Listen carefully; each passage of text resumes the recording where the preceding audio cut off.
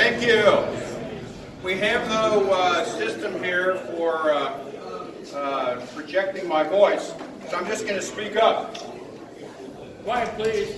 Speak up, Mark. I will speak up. When I say oorah, you give me an oorah. You got me? Oorah! Oorah! Oorah! Wait a minute, hold on a second. Hold on. You know, there's a liberal mob that might be forming outside that just wants to shout you down and steal your voice. Can I get an oorah? Hoorah! Oorah! Hoorah! That's more like it. Just in the military, we have patriots.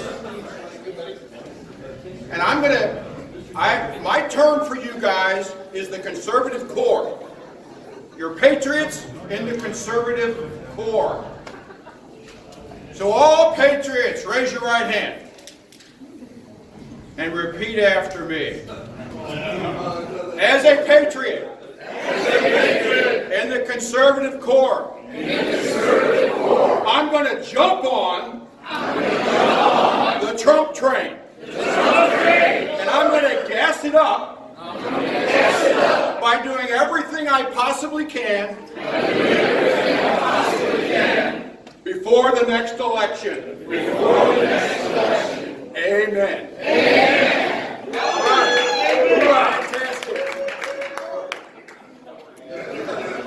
You know, I don't have to tell each and every one of you what will happen if we lose this next election. All of the things that Trump has done and is working for will be down the drain. Do you want a border? Do you want a sovereign nation?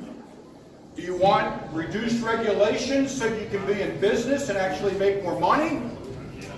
Do you want safety in your streets? All the things will go down the drain. Can you imagine 2 years of Kavanaugh and Trump where they're impeaching them? Can you imagine now all of the defeatist tactics that they've used? It's going to take it and wash it all away. So please support your local conservative and do everything that you can, whether it's knocking on doors, making phone calls, sending emails.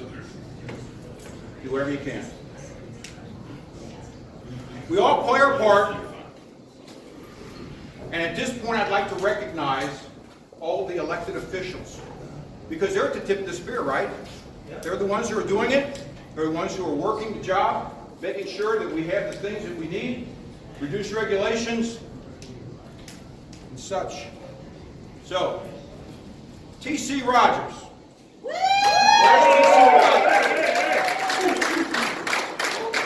Butler County Commissioner. I missed you, man. I missed you. Nancy Nix, Treasurer. Great job. Let's see. Greg Wilkins, where are you, buddy? There you are. Best county engineer. I'm telling you what, Butler County does it right with this guy. He does a great job. We are a partner with him in Westchester, and I'm so thankful that you partner with us on so many projects. Judge Rob Lyons. Great judge. Yeah. Oh, there he is. All right.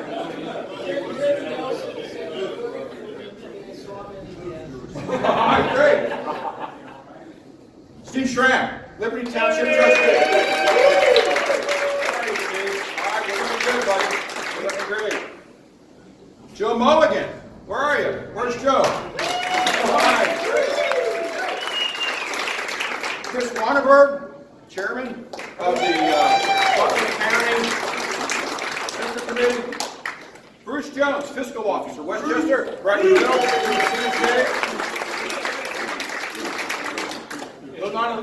Although not elected official, I don't think. Tony Dwyer.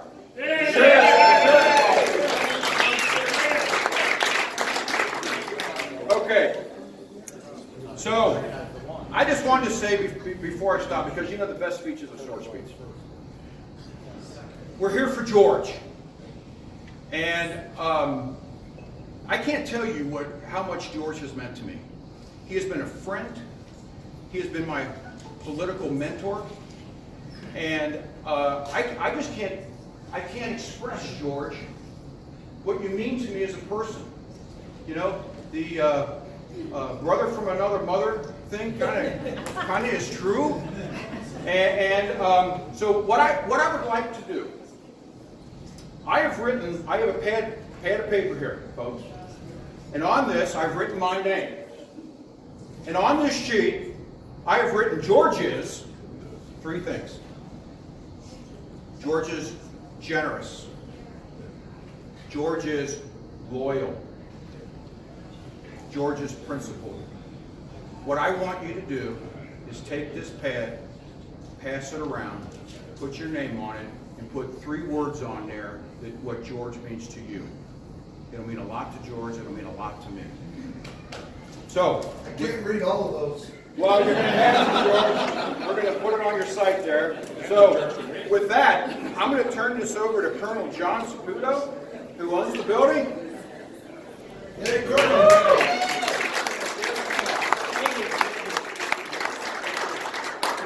Good introduction. I want to welcome everybody here to Ohio Legal. And one of the reasons I asked George to speak was because I'm new here to Ohio for the last 3.5 years. And as a matter of fact, tomorrow, if Wells Fargo doesn't pull the plug on me, I'm going to be buying for Anheuser-Busch 4.5 more counties, Claremont, Clinton, Adams, and Brown. And my son-in-law and I here will be the 5th largest Anheuser-Busch distributor in the state of Ohio. And that is a super story because I'm a Midwestern guy. Born and raised in the Midwest, educated in the Midwest, and I got my first business when I came out of the United States Marine Corps as a captain. Hoorah. And I went to work in the beer business and had a chance to buy a small distributorship up in Detroit. Jimmy Hoffa and his Teamsters were the labor union and me, a 27-year-old kid, had to negotiate against. When we would go on strike, I had rocks through my windows. His thugs were shooting the side of my trucks, intimidating my people, and I said to my wife, I can't take it in the Midwest anymore. We got to go south where there's opportunities. I left when I was 27 years old, went to south, did well in the beer business. I have another distributorship in Sarasota, Florida. Please come and visit there. We need your business down there. The frickin' red tide is gone. I don't care what your channel stations say, it's gone. I want you to buy second homes down there because it is very conservative. The only Republican, the only person that is a Democrat in our entire west coast of Florida is the tax collector. He's the only. Okay, so you will be very happy down there. I started seeing some great things happen in Ohio. I saw your legislature turn. I saw your Senate turn. I saw your governor turn. I started hearing that the business atmosphere was not closed here. So when my son-in-law at age 33 got approved by Anheuser-Busch to run an Anheuser-Busch distributorship, and it's hard to get that imprimatur. It's like a blessing from the Pope in St. Louis. When he got it, I said, we're going back to the Midwest.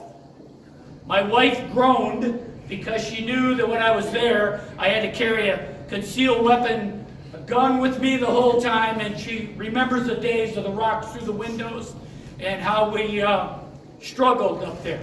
But I came back because what you people have done in Ohio to make this place friendly to business, and that the word profit is not a bad word anymore. Yeah. And, you know, Democrats say to somebody like you and me in this room, oh, he shouldn't have that. He should share it. Republicans say everybody should have a big house. Everybody should have a car. Everybody should have a great job. I was located in another, in this county, but in another city, when I met George Lang, and he told me how he felt about business. My son-in-law and I came down here and bought this 135,000 square foot building, and we renovated it. I'm here because of people like him and your sheriff. I've never met you before, sir, but I'm gonna tonight because I see your face down there in Florida.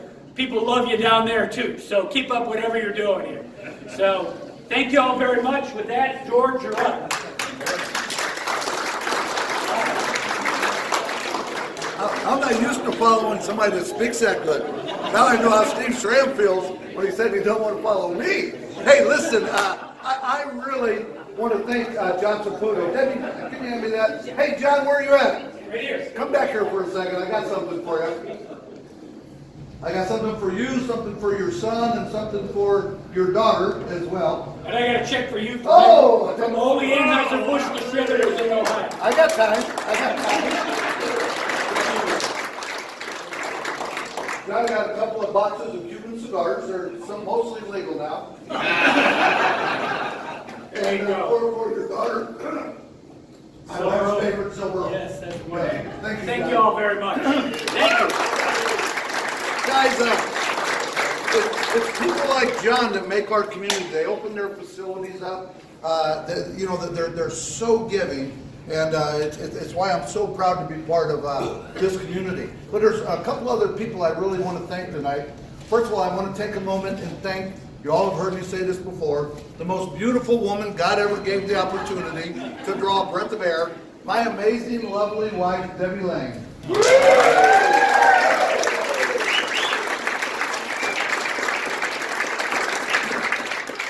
When we started down this road 15, 16 years ago, it hasn't always been easy. We've got our butts kicked a lot and run into a lot of walls, but you've always been there for me. You've always stood by me, you've always encouraged me, and I hope you know how much I love you, how much I appreciate you, and I couldn't do what I'm doing today if it wasn't for you, so from the bottom of my heart. So what we're doing, guys, in Columbus, my goal in Columbus is to do what we did in Westchester. And what we set out to do in Westchester was to make Westchester the most business-friendly community in Ohio. And I didn't start this vision. It was started with trustees before me.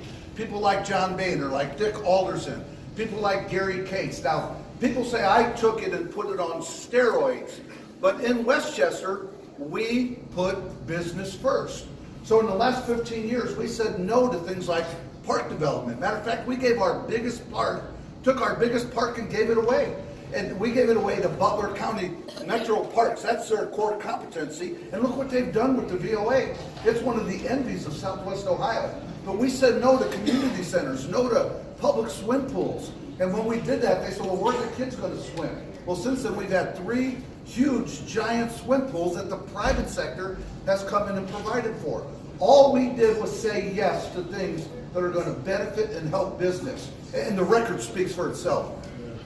We have become the most desirable community in Ohio to live in, according to Money Magazine, and for the last 15 years, one of the tops in America. We have the highest,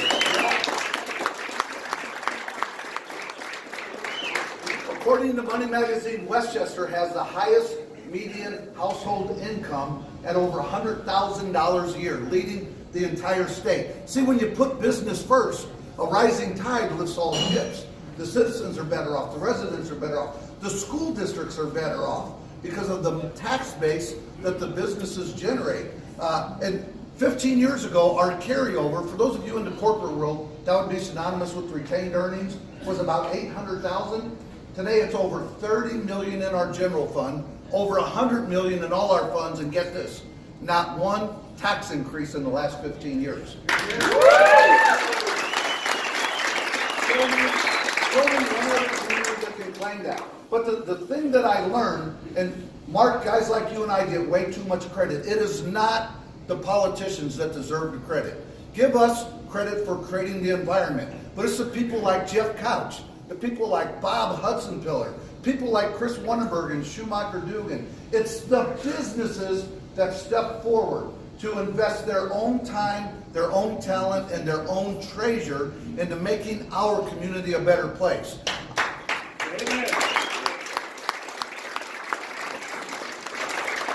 I'm working on a Business First Caucus. I want to talk about that in a second, but before I do, there's somebody I want to introduce, and I wanted to talk about something very near and dear to my heart. We're lucky to have Scott Ryan, who is chairman of the Finance Committee, the most powerful position in the House of Representatives, and I want him to talk about issue 1 and why you should all be a no vote. You've heard from our sheriff, you've heard from our coroner, you've heard from our prosecutor. Now let's hear from the chairman of our finance director, Scott. Before I get into issue 1, thank you so much for sending us George Lang. I know it's quite the process, but I can tell you sometimes, folks, you'll hear about politicians, which is a word I hate, but public servants such as George may say something in their community and come to Columbus and do something else. I don't have to tell you anything about George Lang you don't already know, but I can tell you when he came to Columbus, he came in full steam, 100 miles an hour, guns a-blazing, and what you see is what you get, and George Lang is going to make a difference in Ohio, and so thank you for being here tonight to represent him and to help get him back there. I want to thank you all for your engagement. We talk about the government, and I say we're stuck with the government unless we participate and make it our government. By engaging and helping George get in there and communicating with him as we debate policy in Columbus, you are making it our government, which is what it's supposed to be. So for the hosts and for everyone that's participated tonight, thank you so much. But I did want to take a minute and talk to you about issue 1. This is a dangerous, dangerous deal. Really all I have to say is the State Association of County Adam H. boards that are in charge of mental health and recovery have come out against it. The Ohio Council of Behavioral Health Providers, again, their sole purpose is to help people in treatment and get them better, came out against it. Our state sheriffs, all the law enforcement associations come out against it. All the county associations, treasurers, auditors, commissioners, you name it, against it. I mean, it is across the board, bad deal. Problem is, the Yes Group is very well funded by a couple guys you might have heard of, George Soros and Mark Zuckerberg. So that might tell you all you need to know right there. But $12 million, you're going to see advertisements that you're going to sit there and say, wow, I feel sorry for, these folks are good that what you do are good at what you do. And so be very careful what you see on TV. There's $12 million going to come at you over the next 3 weeks about what a great thing this issue is. It is absolutely dangerous. In my county, we have 7 judges, 4 Republican, 3 Democrat, unanimous, 7 against this. It should not be a partisan issue. While you can agree with the statement that addicts need treatment, not prison, you have to have an incentive to get into our drug courts. Drug courts are one of the few things, at least in my county, and from what I've heard around the state, are one of the few things that have a pretty good success rate with the addiction crisis. You don't have an incentive for someone to go to a drug court by saying you're going to get a felony and go to jail or prison. They're not going to go to the drug court. So you've got to have the threat to have an alternative that might help the people that need the help. So I just beg you to share with your friends about how dangerous this snow is. And I'll say one more thing about it, and then we'll get back to some fun stuff. But even if you agree with the policy, or I agree with this policy 100%, which I've just told you I don't at all, putting it in our Constitution, our foundational document of our state, is absolutely, completely wrong. There has not been a policy that the legislature's done, nor a ballot initiative that's ever been written exactly correct the first time. Certainly not on something as controversial and as important as this. They call it the Ohio Revised Code for a reason. We spend a lot of time and hours debating and talking to our constituents, trying to figure out how to make things better that are already put in place. The only way you can make a state constitutional amendment better is to have $10 million and put it on the ballot again. I mean, it is just a very dangerous thing, and I really apologize for taking this much time to talk about it, but honestly, to me, it's more important than my own re-election. This thing cannot get in our Constitution. So I beg you to please talk to your friends, coworkers, parishioners, and share that message. It's really important. So with that, I will shut up and just once again, thank you for giving us George Lang. He is a ball of fire, and he is doing exactly what you're sending him to Columbus to do, and I couldn't be a bigger fan. So thank you.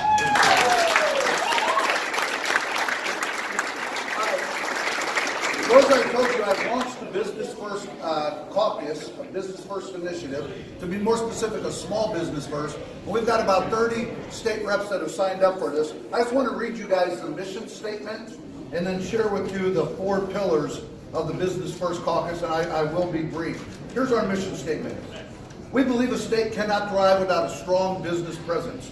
We exist to promote, advance, and protect business interest in entrepreneurship by eliminating barriers for expansion and job creation. Our mission is to make Ohio the most prosperous state in the nation by making Ohio the most business-friendly state in America. We exist to inspire companies to do great things in our state and to financially dominate the other states within 2 decades. So,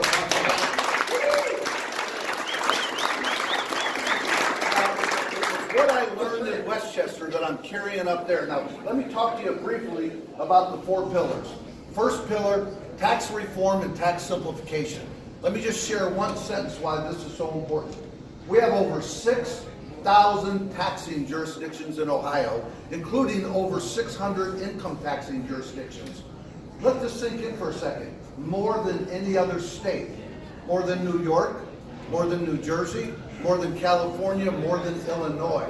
So if you're a guy like Johnny Plains, who has a couple hundred people working for you, and they're in all these different communities, just think all the cost and complexity associated. Or Ted Heckathorn's here representing the Cincinnati Bell. Think of all the retail, all the complexity associated with Cincinnati Bell, just with adhering to all of the tax laws in Ohio. The second thing is regulatory reform, the cost of doing business. Let me share one statistic why this is so important. In 1970, Ohio has 24 congressmen, and your number of congressmen are based on your population relative to the rest of the country. Today we have 16 congressmen, and we know for a fact that when the new census comes out in 2020, we're going to 15, maybe 14. What happened in 1972? The Democrats, the liberals in Ohio, initiated the Ohio income tax. Not just on individuals, but on profits of the corporation, with one toxic regulation after another. So today, when do we become irrelevant? Go back to the last 3 election cycles. Barack Obama did not need Ohio's 16 votes to win, and Donald Trump did not need our 16 votes to win. So regulatory reform to make ourselves more attractive to business is something that's very important. The other thing, smaller government. It's what I learned in Westchester. We have fewer employees today in Westchester than we did 15 years ago. Think about that. And we've never hit a crunch like other communities did, where they had to let people go that was painful. We did it through attrition by downsizing and saying, do we really need this many people? Let me share a statistic to back it up though. About 50 years ago, the cost of Ohio government was about 5% of Ohio GDP. I define GDP as our funding source. Today, the cost of Ohio state government is about 14% of Ohio GDP. That means in the last 50 years, our funding source, GDP, has grown at about 1,800%, while the cost of state government has grown at over 5,330%. We're outgrowing our funding source, and it's unsustainable. So we have to reduce the cost and complexity of government. And the last one, and this is very important, workforce development. If you think about it, 10 years ago, we had jobs everywhere. We were laying people off thanks to tax reforms that were started with Scott Ryan's leadership in Columbus. Businesses are now starting to come back to Ohio.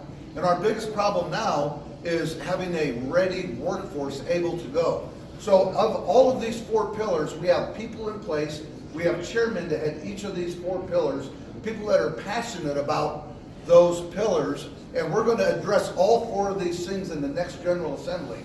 It is our hope that by January or February, we have 2, 3, 4, is it 10? A set number of bills, all aimed at making Ohio more business friendly, because we know when we make businesses proper, the whole community is going to prosper.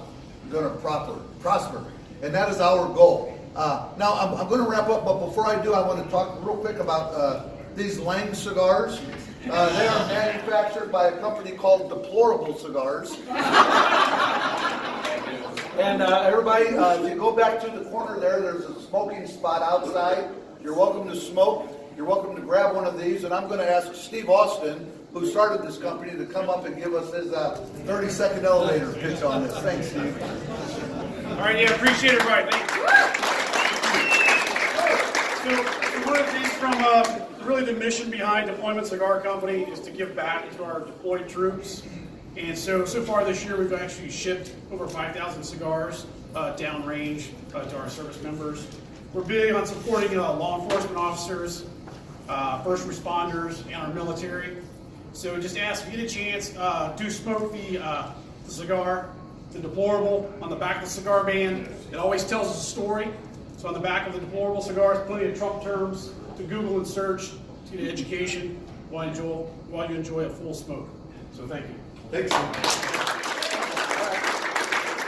One more point and I'll wrap it up. Why is the Small Business Caucus so important for the future, for our youth? You know, Ohio has some of the greatest colleges and universities in the world, and about 40% of people who graduate from Ohio colleges are leaving Ohio. Number one reason they're leaving? Better economic opportunity elsewhere. I want that economic opportunity to be here. I want my daughter, who just graduated from New York University, to be able to come back to Ohio and not only survive, but to thrive. You see, I believe everybody has been designed for accomplishment, they're engineered for success, and they're endowed with the seeds of greatness. And let's make Ohio that state where those seeds of greatness can flourish. Thank you all very much. Thank you to everybody who wrote me a check. God bless you.